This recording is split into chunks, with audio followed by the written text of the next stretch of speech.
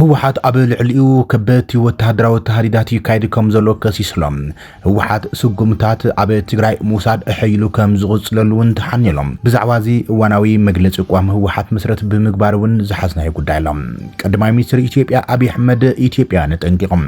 እቲ ቀዳማይ ሚኒስትር ኣብ ማሕበራዊ መራኸቢ ገጹ ኣብ ዘርግሖ ጽሑፍ ንመላ ኢትዮጵያን እዋናዊ ኩነታት መስረት ብምግባር ጥቡቕ ዝበሎ መጠንቀቕታ ዘርግሕሎም ብዛዕባ እዚ ጉዳይ እውን ሒዝና ኣለና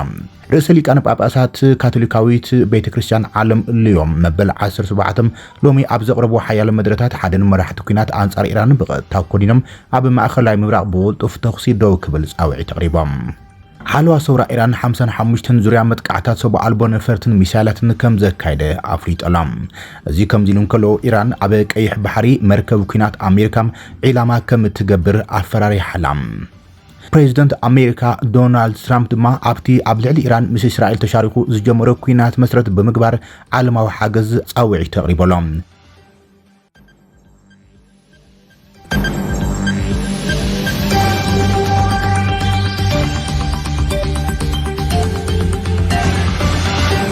ካብ ትግራይ ሆራይዘን ዝኸበረ ሰላምታና ብዘለኹም ይብጻሕኩም ነዞም ዘቕረብናዮም ቀንዲ ነጥብታት ብዝርዝር ክነቕርበልኩም ኢና ሰብስክራይብ ላይክ ሼር እንዳገበርኩም ክሳብ መወዳእታ ዜናታትና ተኸታተሎም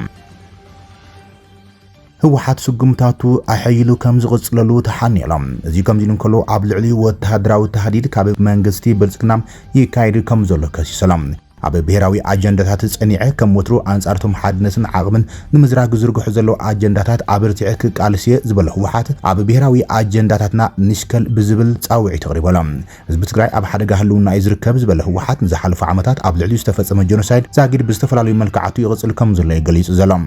40% መሬት ትግራይ ተጎቢጡ ህዝቢ ተመዛቢሉ ተሰዲዱን ብጥሜትን ሕማምን መዓልታዊ ሬሳ እናቆፀረ ይውዕለሎ ዝበለ ህወሓት ኣብቲ ካልእ ከባቢታት ትግራይን ብኣዋጅ ዕፅዋን ክባን መንግስቲ ኢትዮጵያ መድሓኒት ማህያ ስራሕተኛ መንግስትን በጀትን ተኸልኪሎም አገልግሎት ባንክን ነዳድን ካልኦት መሰረታዊ አቅርቦታትን ተዓጺም ካብ ዝኸፍአ ናብ ዝበኣሰ ማሕበራዊ ኢኮኖሚያዊ ቅልውላው ኣትየሎ ክብል ገሊጸሎም እዚ ቅልውላው መንግስቲ ኢትዮጵያ ነቲ ኣብ ልዕሊ ህዝቢ ትግራይ ቅድሚ ዓመታት ዝኣወጀ ጀኖሳይድ ንምምላእ ዓሊሞም ዝፍጽሞ ዘሎ እዩ ዝበለ ህወሓት ብኻልእ ዙር ደማዊ ኩናት ንምስናይ ድማ ዙርያ መለሽ ትግራይ ሰራዊትን ኣጽዋራትን ኣኽቲቱ ይርከብ ክብልም ህወሓት ከሲስ ዘሎም ህዝቢ ትግራይ ኮነ ህወሓት ብመሰረት ስምምዕነት ፕሪቶሪያ ሕገ መንግስታዊ ላዕላዊ መሬት ትግራይ ሓራ ክወጽን ዝተመዛበሉን ዝተሰደዱን ወገናት እንድሕነቶም ተሓሊፍ ናብ መረበቶም ክምለሱም ኣብ ትሕቲ ወረርቲ ሳቆይ ዘሎ ወገናት ሓራ ክወጽን ተነቢሮም ዘሎም ኢሰብኣዊ ክልከላታት ክላዓሉም ካብዚ ሓሊፉ ድማ ዝትግበር ዘሎ ወተሃደራዊ ተሃዲድ ጠጠውሎም ኣፈላላያት ብፖለቲካዊ ዘተክፍትሑ ተረጋጋሚ ጻውዒት ኣቕሪቡ እዩ ክብል ገሊጾም እንትኾነ መንግስቲ ኢትዮጵያ ንጻውዒት ነጽጉ ህዝቢ ኣብ ናይ ህልውና ሓደጋም ኣውዲቑ ወይ ዝርከብ ኢሉ ህወሓት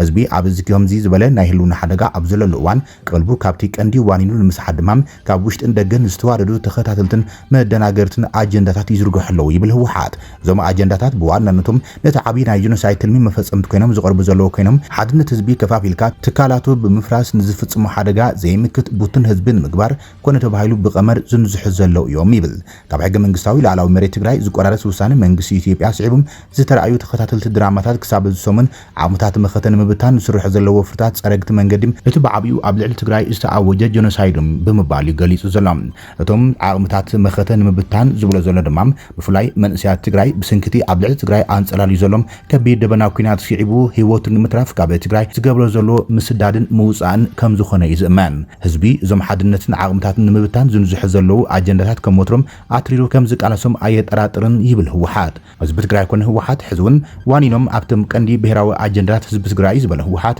ሞትን ስቃይን ህዝቢ ከብቅዕ ዓቕምታት መኸተ ጠሚርካም ብሔራዊ ትካላት ካብ ዝኾነ ይኹን ንላዕሊ ንልኡኻት ብቑዓት ክኾኑ ብምግባር ዝቕጽል ዘሎ ሓደጋ ህልውና ዝምክት ቁመና ፈጢርካም ቀጻልነት ንምውጻእ በብእዋን ዝፍጠር ዘሎ አጀንዳታት ከከም ኣመጻጾም ክምክትን ኣብ ምውሓስ ህልውና ህዝቢ ክሸክል የክብልዮም ህዝባዊ ወያነ ሓርነት ትግራይ ጻውዒት ተቕሪቡ ዘሎም ህወሓት ነዞም ምሽም ሓድነት ህዝቢ ንምብታን ኢሉ ዝወስዶም ዘሎም ሓይላዊ ስጉምታት ኣብ ልዕሊ ተጋሩም እቶም ብሔራዊ አጀንዳታት መሰረት ገይሮም ኣብ ትግራይ ሰላምን ምርግጋዕን ክዓስል ኩናትን ወረ ኩናትን ክርሕቆም ቅድሚዞም ህዝብን ዓድን ዘብርሱ ኩናት ዝብሉ አጀንዳታት ኣብ ውሽጢ ንኩሎም ሓይልታት ፖለቲካ ትግራይ ዝሓቆፎም ብሔራዊ ጉባኤን ዘተን ዝጉስጉስ ዘለው ተጋሩም ምስ ሻዕብያ ዝግበር ዘሎ ጽምዶ ጸረ ህልውና ብሔረ ትግራይ ምዃኑ ዝምጉቱም ምስ መንግስቲ ፌደራል ትግራይ ዘለዋ ጉዳያት ብሰላማውን ፖለቲካውን መንገዲ ክፍቱ ዝበፅሖም ብሄራዊ ዓቕምታት ክሕይሉ ከም ዘሎም ዝጽውዕ ዘለው ናጽ ሓሳባት ኣብ ልዕሊ ዘሰጉሙ ተጋሪዮም ስጉምታቱ ዝወስድ ዘሎ ሰባት ብዘይ ትእዛዝ ቤት ፍርዲ ምእሳርን ጭውያ ምክያድን ኣብ ትግራይ ይካይድዮም ዘሎም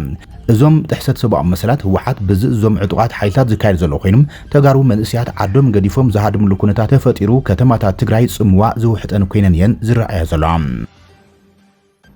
ቀዳማይ ሚኒስትር ኢትዮጵያ አብይ አህመድ ንመላ ኢትዮጵያውያን መጠንቀቅ ተቅሪቦም እቲ ቀዳማይ ሚኒስትር ኣብ ዋናዊ ኩነታት ኩናት መስረት ብምግባሪው መተሓሰብ ቀሪቦም ብስንኪ ኣብቲ ን16 መዓልታት ዝቕፅር ዘሎ ኩናት ማእኸላይ ምብራቅ ዕቃበ ነዳዲ ኣብቲ ሃገር ክግበር ጻውዒት ተቅሪቦም እቲ ቀዳማይ ሚኒስትር ኣብ ወጋዓዊ ገጽ ማሕበራዊ መራኸቢታቱ ኣብ ዝሕለፈ መልእኽቲ ነዳዲ ዝገዝእን ዝጥቀሙሉን ሃገራት ይቃለሳ ከም ዘለዋን ብውሕድ ምጥቃምን መስረታዊ ድሌታት ቀዳምነት ማህበን ኣገዳሲ ከም ዝኾነ ተሓሳሲቦም ኣብ ዝሓለፈ ሰሙን ሚኒስትር ፋይናንስ ኣሕመድ ሸደ እቲ ኣብ ቀረብ ነዳዲ ዝፍጠር ምዝንባዕ ክሳብ መዓዝ ከም ዝጸንሕ ስለ ዘይፍለጥ ሕብረተሰብን ትካላትን ነዳዲ ብዝለዓለ ጥንቃቐ ክጥቀሙ ተሓሳሲቦም እቲ ብስንኪ እቲ ኩናት ዘስዓበ ወሰኽ ዋጋ ነዳዲ ዘስካሕክሕ ክብል ዝገለጾ ሚኒስትር ፋይናንስ መንግስቲ ኣብ ቀረባ እዋን ተወሰኽቲ ስጉምታት ምዕቃብ ነዳዲ ክእውጅ ምዃኑ ገሊጹ ቀዳማይ ሚኒስትር አብይ ብተወሳኺ መካፈልቲ ነዳዲ ተጠቀምቲ መዕደሊ ነዳዲ መሰረታዊ ኣገልግሎትን ቀዳምነት ክቡን ነዳዲ ብውሕድ መንገዲ ክጥቀሙ ተሓሳሲቦም ኩናት ወሽመጥ ፋርስ ካብ ዝጅምረት ሒዙም እቲ 20 ሚእታዊት ነዳዲ ዓለም ዝሓልፈሉ መጻብኦ ሆርሙዝ ምዕጻው ኣብ ኢራን ካልኦት ሃገራትን ማእኸላይ ምብራቕን ዝርከቡ ትሕተ ቅርጺ ነዳዲ መጥቃዕታት ስለ ዝበፅሖም ዋጋ ነዳዲ ኣዝዩ ክውስኽ ምኽንያት ኮይነላ ከም ውፅኢት ድማ ዋጋ ነዳዲ ካብ 2022 ጀሚሮም ናብ ዝለዓለ ደረጃ ዝዓበዩ ኮይኖም ዝሕዝዋን ንሓደ በርሚል $120 በፂሕላ ነሲዕቡ ህግራዊ ኤጀንሲ ጸዓት ካብ ዕቑር ነዳዲ ብበዝሒ ነዳዲ ብምፍናው ሎሚ ናብ ሃገራት ኤሽያን ውቅያኖስን ከም ዝዕድል የፍሊጦም መረዳእታታት ከም ዘመልክትዎ ድሕሪ ምዕጻብ መጻብኦ ሆርሙዝ ሓደ 5 ክፋል ቅርብ ነዳዲ ዓለም ዝሓልፈሉ መጻብኦ ሆርሙዝ ለሙን ተዓጽዩ ቀጽለላ ዝሓለፈ ሰንበት ኣብ ህግራዊ ዕዳጋ ዋጋ ዝተጻሪ ነዳዲ ብሬንት ክሳብ 300 ወሲኹም ንሓደ በርሚል $106 በፂሕላ ሎሚ ድማ ድሩቕ ነዳዲ ብሬንት ንሓደ በርሚል ብ$104.63 እናተሸጠ ይውዕሉ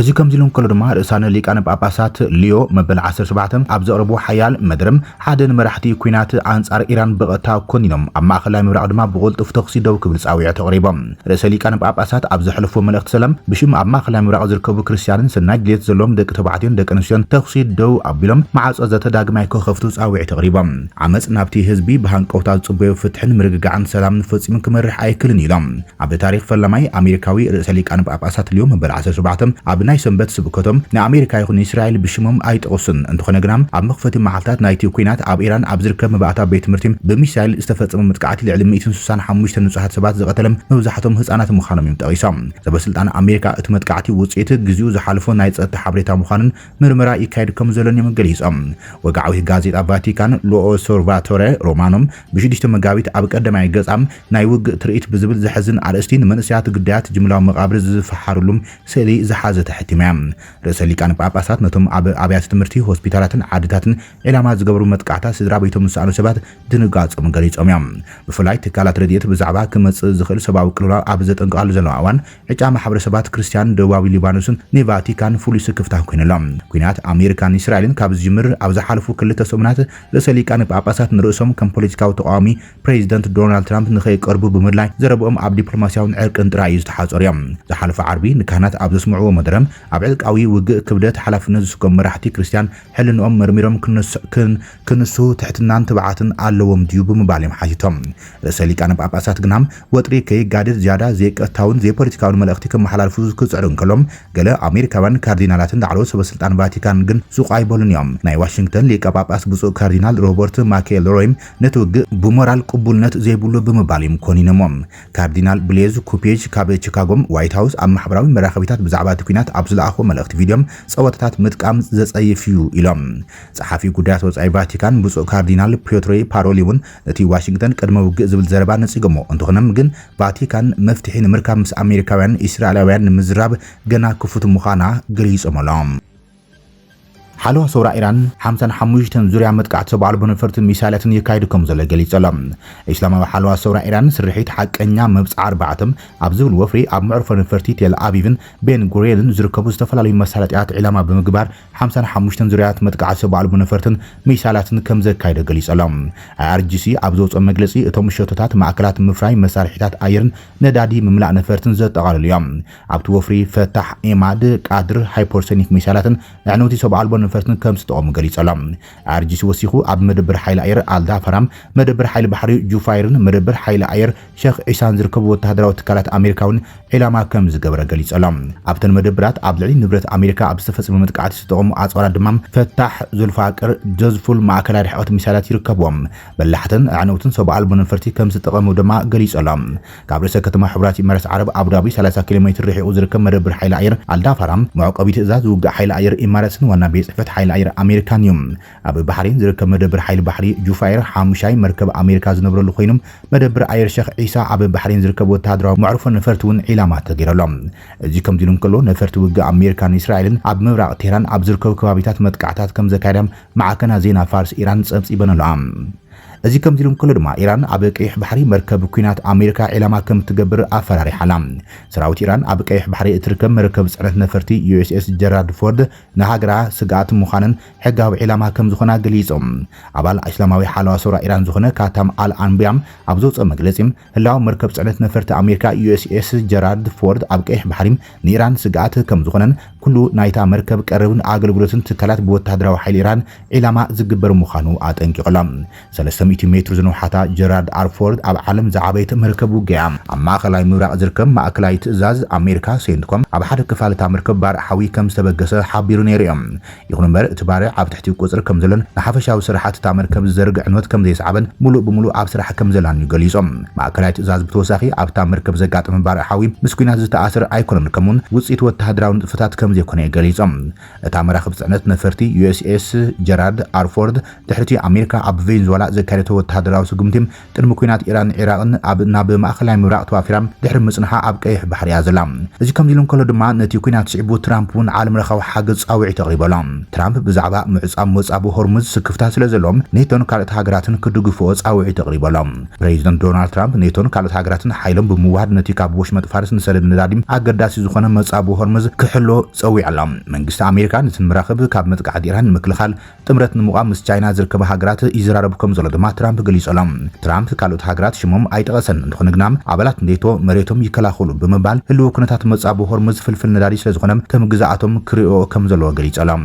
እቲ ፕሬዚደንት ምስ ፋይናንሻል ታይምስ ኣብ ዝገበሮ ቃለ መሕትት መሓዙት ሃገራት ንጸጥታ ኣገዳሲ ዝኾነ መጻቡ ሆርሙዝ እንተዘይደጊፎም መጻኢ ኔቶ ኣዝዩ ጽልምትምት ዝበለ እዩ ክብል የጠንቂቖም ቻይና እውን ክትሳተፍ ተጽቢት ከም ዘለውን ገሊጹ ትራምፕ እንተዘይደጊፋ ግን ምስ ፕሬዚደንት ሺ ጂንፒንግ ኣብ ቀረባዋን ክካየድ ተመዲቡ ዘሎ ኣኼባ ከደናጉዮ ከም ዝኽእል ገሊጾም ትራምፕ ምስ ቀዳማይ ሚኒስትር እንግሊዝ ሰር ኬር ስታርመር ብዛዕባ ተሳትፎ ዓባይ ብሪጣንያ ንመጻቡ ሆርሙዝ ንምውሓስ ኣብ ዝግበር ጻዕሪ ከም ዝዘራረብ እውን ይግለጸሎም ጃፓን ውሕስነት መጻቡ ሆርሙዝ ንምሕጋዝ መራኸቢ ውግን ናብ ወሽመጥ ፋርስ ንምልኣኽ ዝኾነ ተገዳስነት ከም ዘይብላ ዝገለጸት ኮይና ቀዳማይ ሚኒስትራ ድማ ኣብ ሰሙንዚ ናብ ኣሜሪካ ብምኻድ ምስ ትራምፕ ክትራኸብ ተጽቢት ተገይሩላ ብተመሳሳሊ ኣውስትራልያ ብመገዲ ሚኒስትር መጓዓዝያ ኣቢላ ኢራን ኣብ ልዕሊ መራኸቢ ዝፍጸም ዘሎ መጥቃዕትን ምዕጋት መራኸቢ ውግን ኣብ ተኸባቢ ከም ዘይተዋፍር ገሊጻ ሓዱሽ ላዕለዋይ መራሒ ኢራን ሙጃታቢ ኻመኒ ኣብ ዝሓለፈ ሰሙን ኣብ ዘርግሖ መግለጺ ሕነ ናይቶም ኣብ መጥቃዕቲ ኣሜሪካን እስራኤልን ዝተቐተሉ ኢራናውያን ሕነ ንምፍዳይ መጻቡ ሆርሙዝ ክዓጽሙ ምዃኑ ፈራሪሖም 20 ሚእታዊት ነዳዲ ዓለም ዝሓልፈሉ መጻቡ ሆርሙዝ ብስንክት ኩናት ዘስዓቦ ሓደጋ ዋጋታት ነዳዲ ዓለም ብርቱዕ ወሰኽ ከርኢ ክኢሎም ኣብ ዝሓለፉ ክልተ ሰሙናት መጻቡ ሆርሙዝ ዝሓልፋ መራኸብ ምስ ቅድሚ ኩናት ክናጽርን ከሎም ብ9 ሚእታዊት ከም ዝነከየም ጸብጻብ ቢቢሲ የመላኽት እቲ ኩናት ካብ ዚመር ብውሕድም 19 ዓበይቲ መራኸብ ዝተፈጸመ መጥቃዕቲ ዓንየን ወይ ከቢድ ጉድኣት በፂሕዎንላ እቲ ስጋት ክሳብ 20,000 ባሕረኛታትን ሰራሕተኛታትን ዝጸዓና ዓበይቲ መራኸብ ኣብ ባሕሪ ተዓጽዮም ሕጽረት መግብን ማይን እውን ኣጋጢሞም ከም ዘሎ እዩ ዝገልጽ ዘሎ ቢቢሲ ከም ጸብጸባ